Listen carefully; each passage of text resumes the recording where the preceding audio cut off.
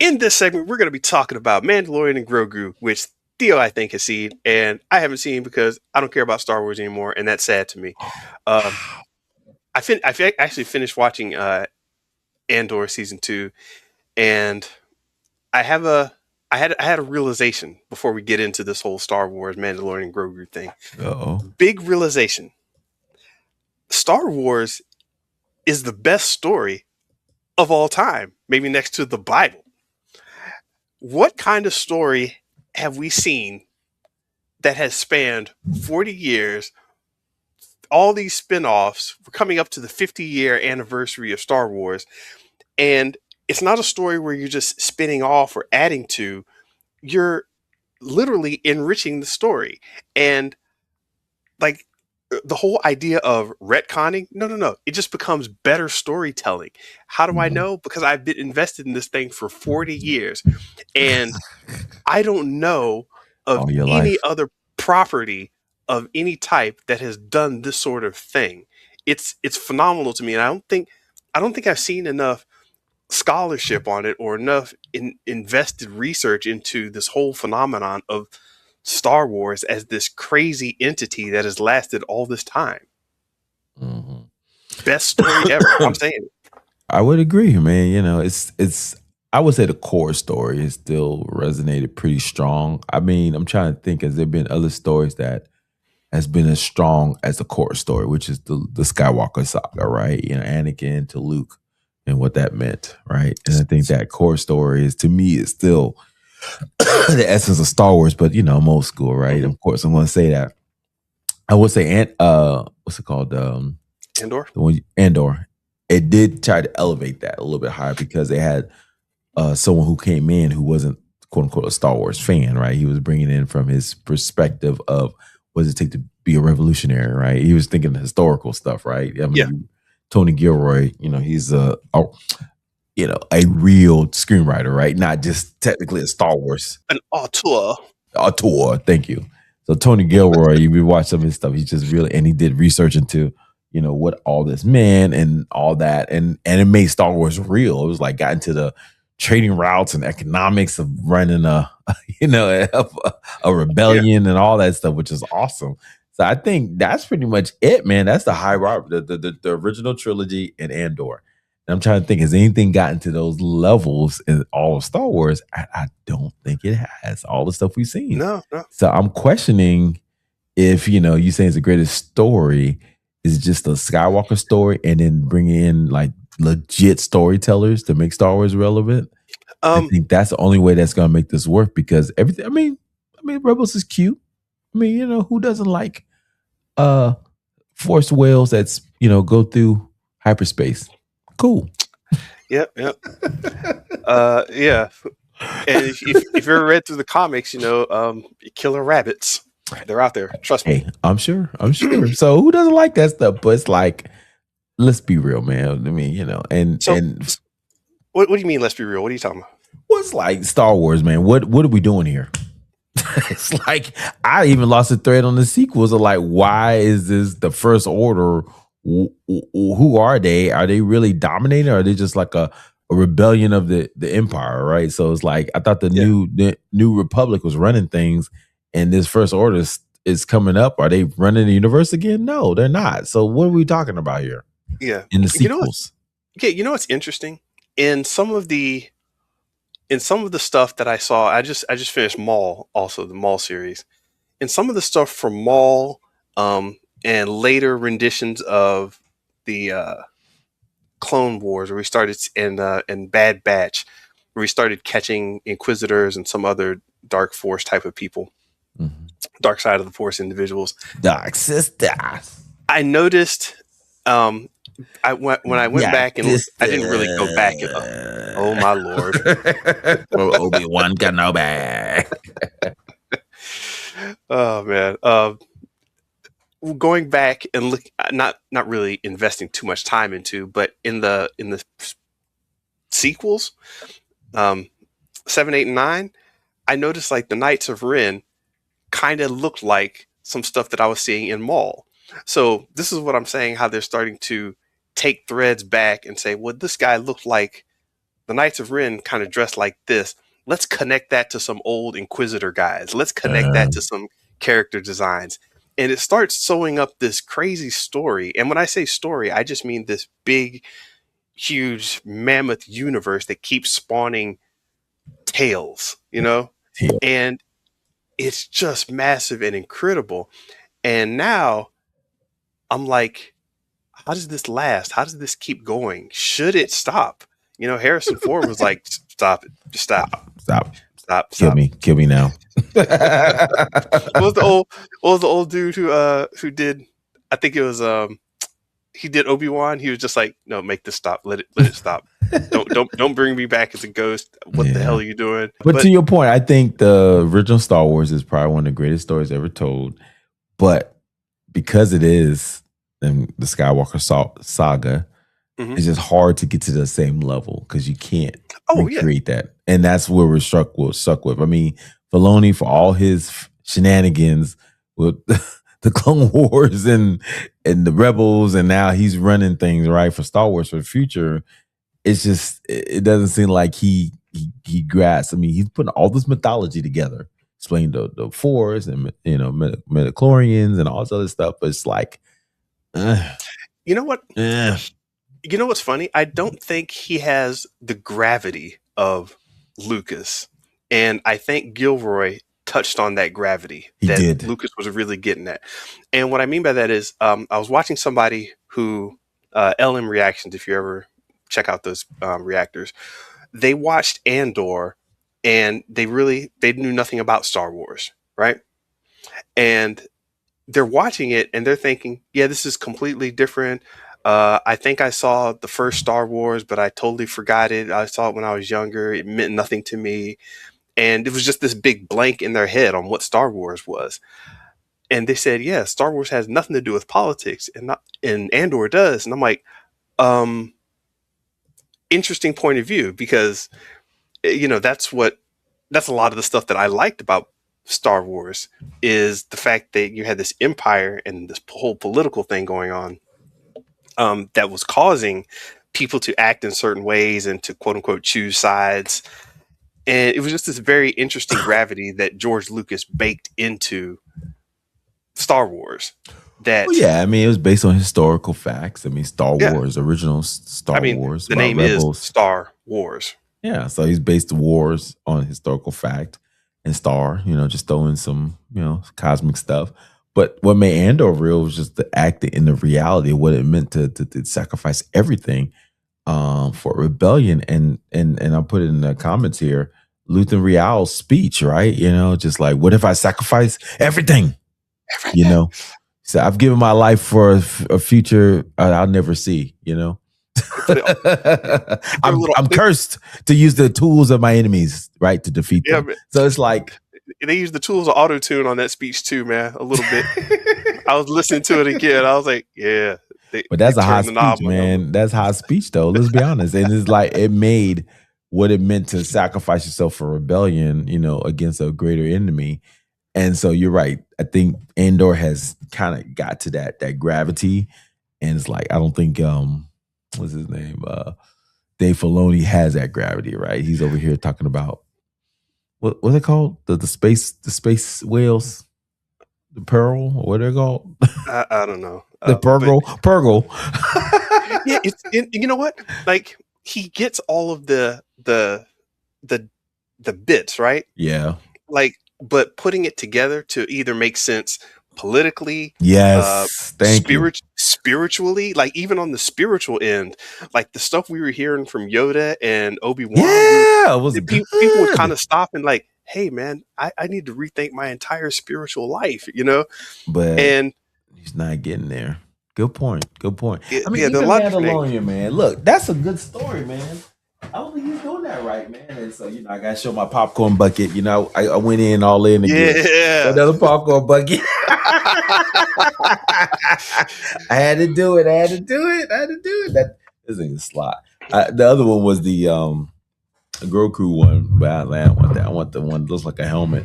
But Yeah. anyway, Let's watch this final trailer again. Can we do that? yeah, let's do it. Let's do it. All right. This is the Star Wars Mandalorian and Grogu final trailer. It's already been out. Don't worry about that. But we're going to check it out again just to have a little discussion, and we're starting right now.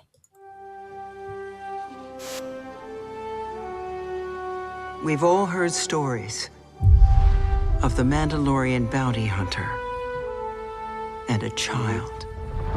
I only hunt Imperial war criminals. I'll take out every bad guy in your deck of cards.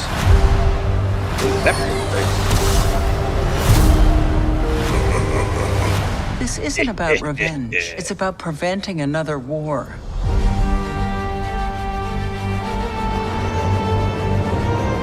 Before going into harm's way, check your armor first. We're protecting Armor. everything the burlap rebellion fought sack. for. Good luck. Oh Lord. You're gonna need it. Oh, the horrible baby. The bad baby. Yeah, baby. Strap in. I mean, Goku is cute. I ain't gonna lie. Yeah. We need a That's the professional. cutest thing they ever made. Hang on. What happens when you're not there to protect him? You good?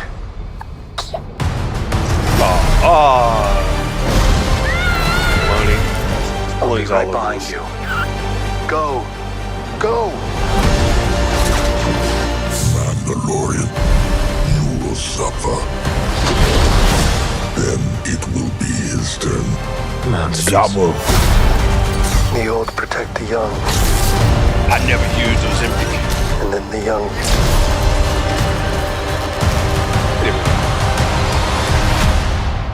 Protect the old. Did we see one of those? It's time.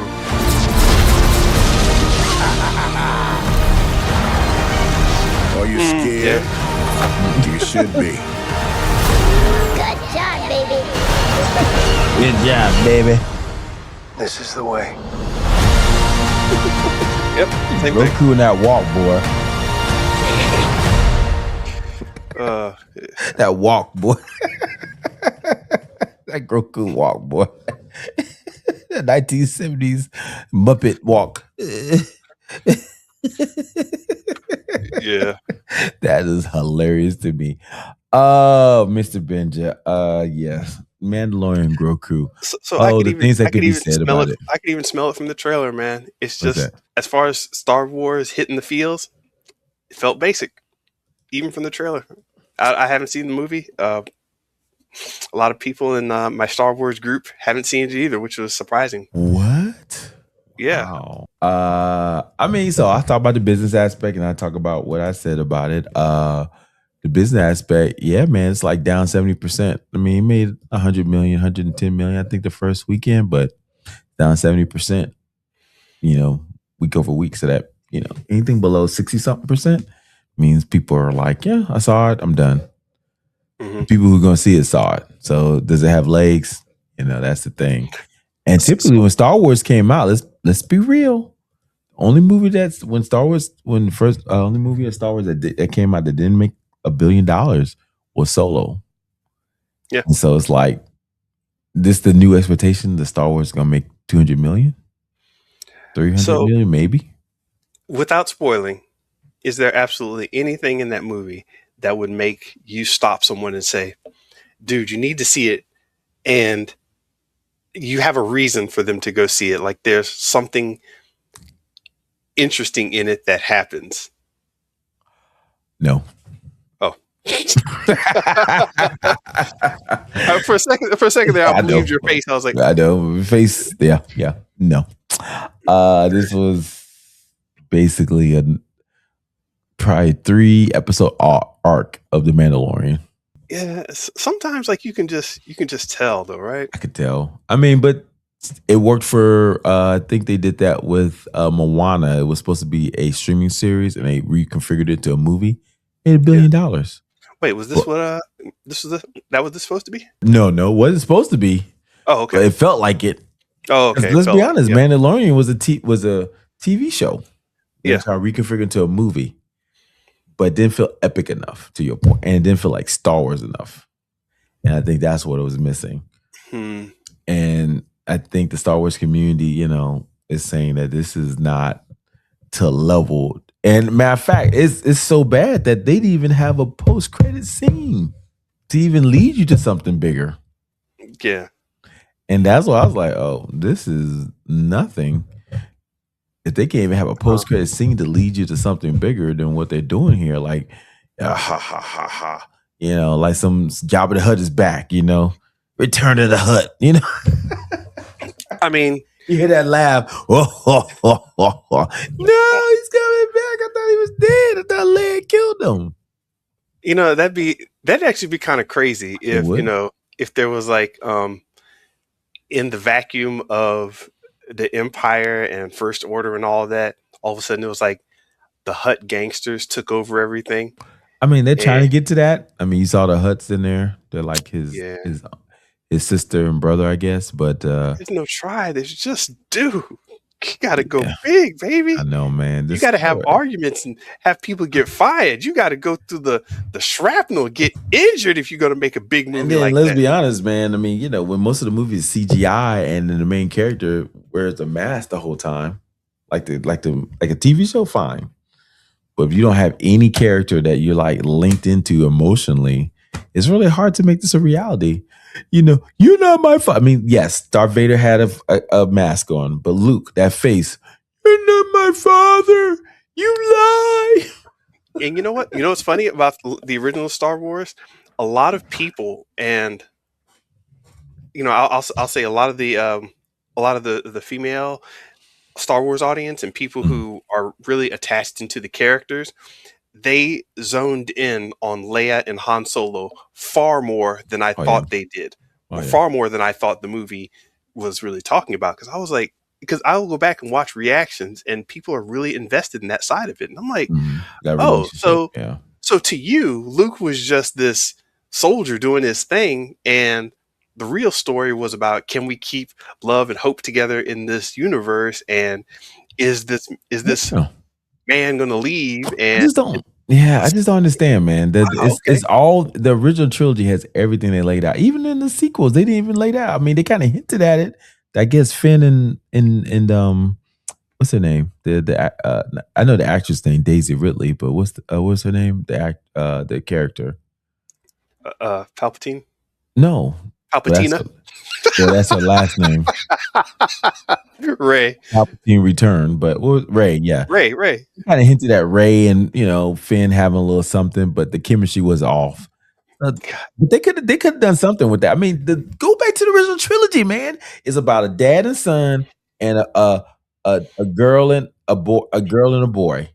That's what drew everything. And then all they had to do was create the same kind of scenario. And they couldn't even do that with the sequel. Find two people that had chemistry and then find a reason for Ray to be connected to. So I guess what they're trying to do with Ray and what's it called? Kylo Ren, right? They were trying to make that as a boy and girl, but they messed it up. So it's like they go back to the originals, man. Everything's in the original. And you know what I'll even do? People who really are into The Last Jedi and the sequels, I'm all for you. Great, cool. I'm not here to argue about that. What's interesting is that they'll clearly say that, or a lot of them will say that it doesn't really match with the rest of the Star Wars universe, and they just kind of separate it out. What is that? The sequels. And they're like, oh yeah, the sequels were beautiful. Last Jedi was beautiful. It was a love letter to Star Wars. Then we got this new and interesting art piece, and then no one talks about the last one.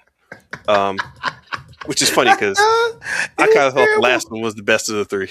What? That's the only one I haven't seen twice in the theaters. Everyone else I've seen at least twice. That was the only one I did not see twice in the theaters. Yeah.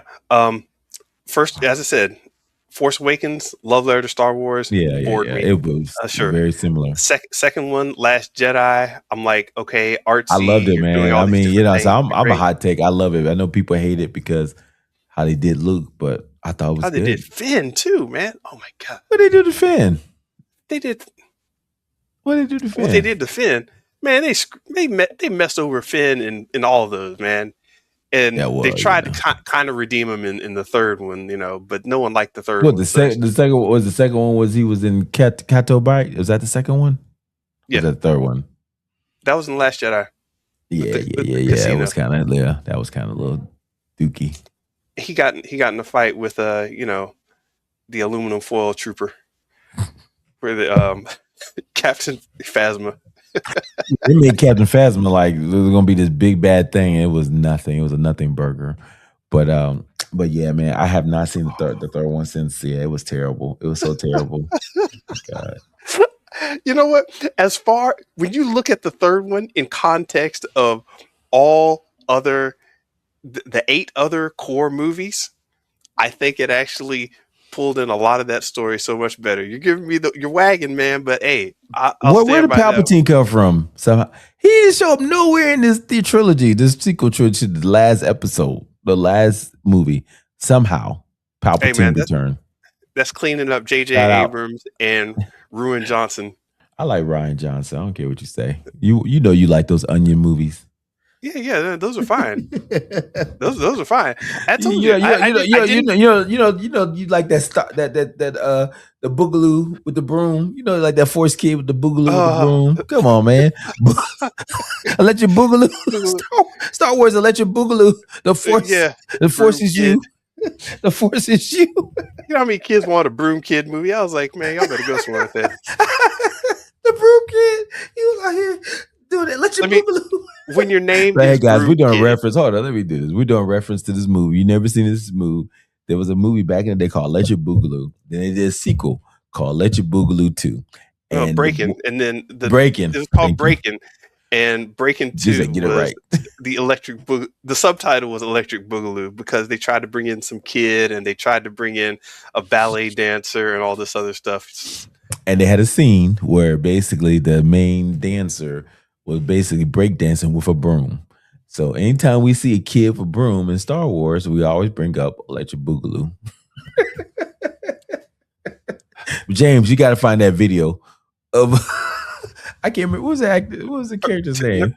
Character name was Turbo. Turbo. We have a video. Turbo breakdancing with a broom. Yeah, with the wires that you can see. They didn't have CGI back then. I hope somebody CGI'd it out. But anyway, man. Yeah, I know. We digress. So yeah, we can have Star Wars arguments all day long. So but as Goku and Mandalorian. So did I like it? Basically, I fell asleep. I'm be honest with you. Yeah, I mean the second act, basically was a slow, silent film with Goku basically doing what he does with Mandalorian. Silent film. Yeah, it was. And Mandalorian just out for the count, and it's like okay, and it's like it was very predictable. You kind of see where this is all going, so, but it felt small, and I think that's the thing I didn't like about it. I'm paying my money for a movie. I could have saw this on Disney Plus, and it's like, what are we doing here? We lost the thread here. Star Wars is grandiose. It's interesting. We want to see a Death Star trying to blow up something, or somebody trying to blow up a universe. Something. Somebody trying to blow up a galaxy. It's like none of that was happening. And it was like, why am I paying attention? Some people got to die, like Rogue One. But it was like, wait a minute. Was it about Mandalore at all? Exactly. No. We did all that. It's talking about Mandalore. Mandalore did, and Darth Saber, he gave it back to old girl, so we didn't even see a lightsaber in this thing.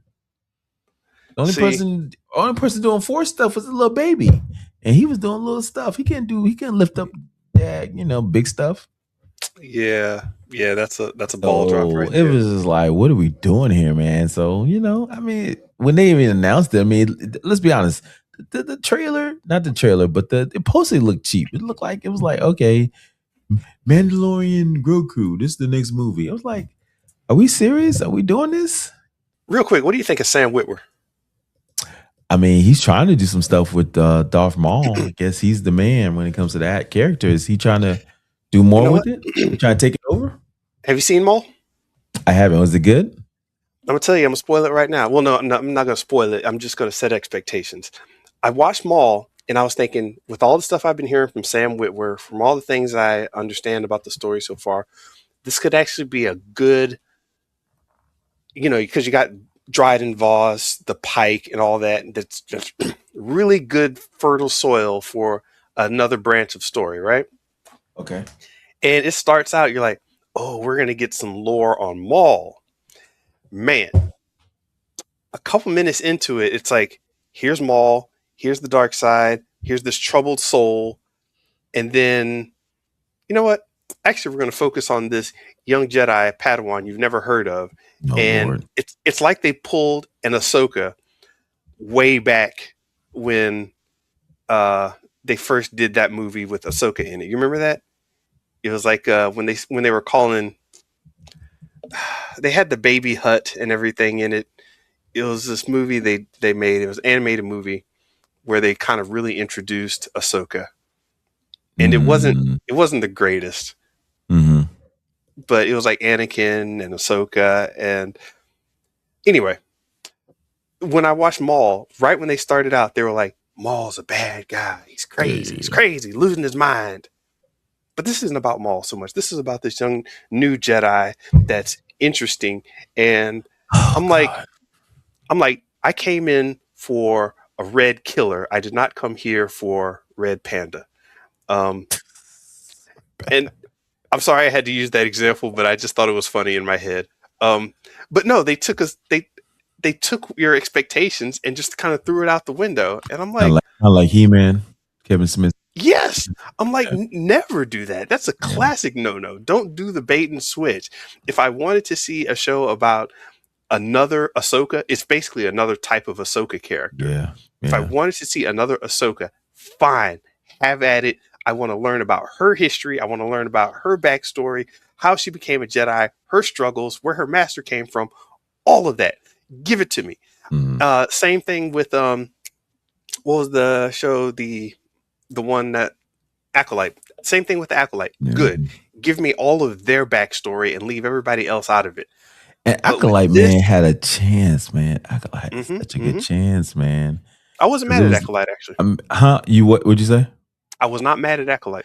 I wasn't either. I know there was some hate to the actress, but I was kind of digging what they were kind of throwing down. But I felt like they could have done harder on it. They could really make the Jedis like super assholes.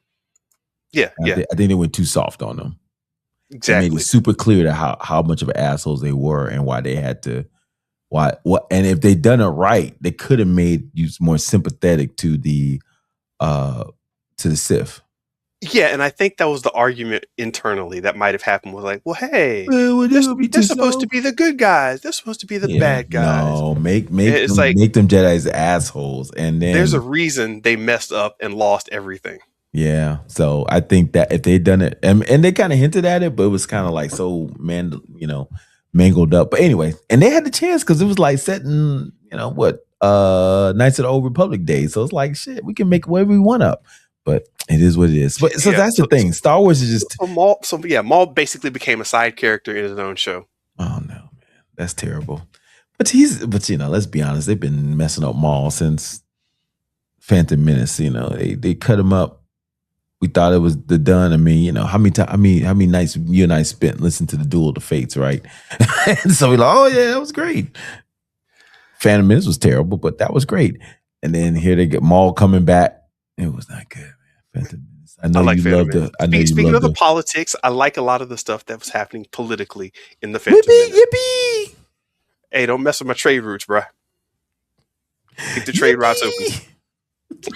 I mean, Attack of the Clone, was it? Is it the final one? Attack of the Clones, the third one? Revenge of the Sith. Revenge of the Sith. That was the best one. Let's be honest.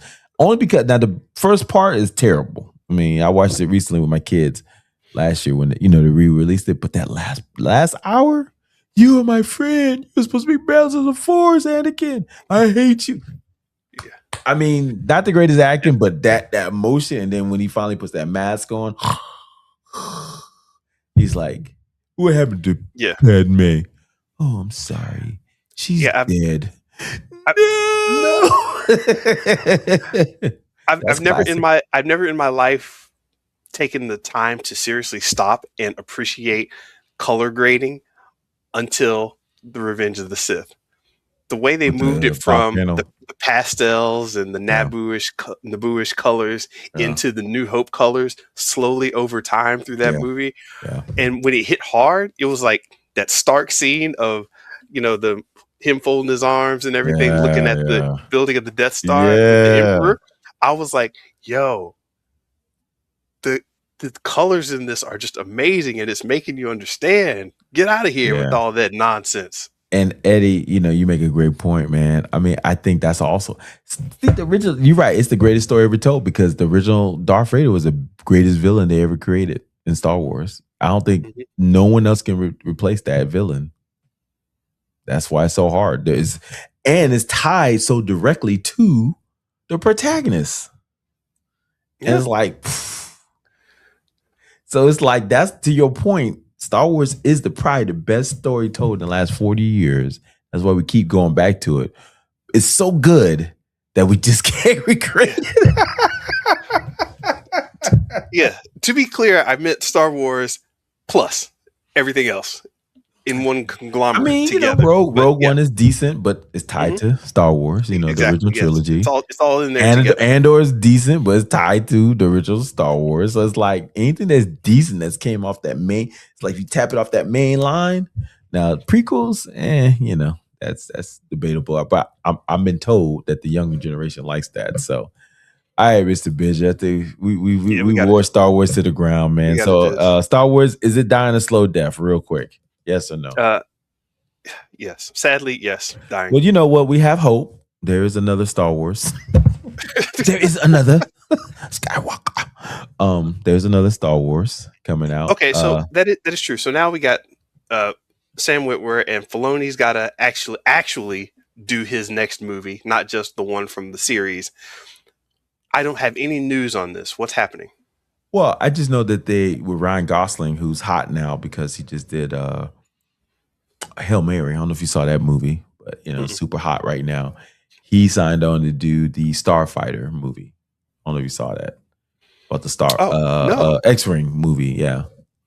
So that's supposed to be like the hot property right now. So, which I'm kind of there for, man. See fighter pilots, and X-Wings. So is this they're bringing Rogue Squadron like they said they were going to do? Yeah. It says it's going to be Star Wars Starfighter. It's going to be next year. Or no. Is this? Yeah, next year. It's set 5 years after Rise of... Oh, Lord, don't do that. Rise of Skywalker, directed by Sean Levy. And it's going to star Ryan Gosling, Mia Goth, and Matt Smith. All right. Make some Top Gun, I guess. Yeah. Star Wars was Top Gun. I mean, I get what they're trying to do, man. It's not wrong. They're trying to create different genres within Star Wars. It's just when you have the greatest story ever told, besides the Bible, it's super hard to recreate that. Get in there and do it, man. Go hard with it. Be unapologetic like Andor was. Andor was unapologetic. It was just like, I mean, if you're making some people mad, then you're doing it right. Like I'm specifically pointing out some YouTubers and people who at the very outset of Andor, they were like, it's boring, it's slow. And I'm like, hey man, that's cool. This is his part of the universe. They're doing that. That's what they're doing. Carry on. It's a thinker, you got to stay with it.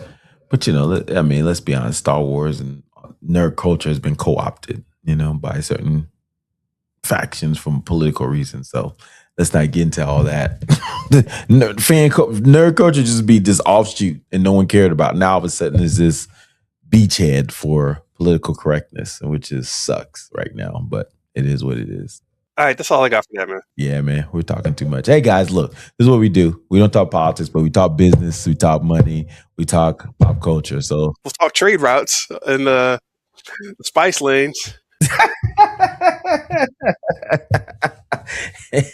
So Star Wars is on the come up. We think probably not, but look, this is what we talk about. So if you like this kind of comments and storytelling, look, please like, subscribe, and comment at Show versus Business on X, Threads, and YouTube and Instagram.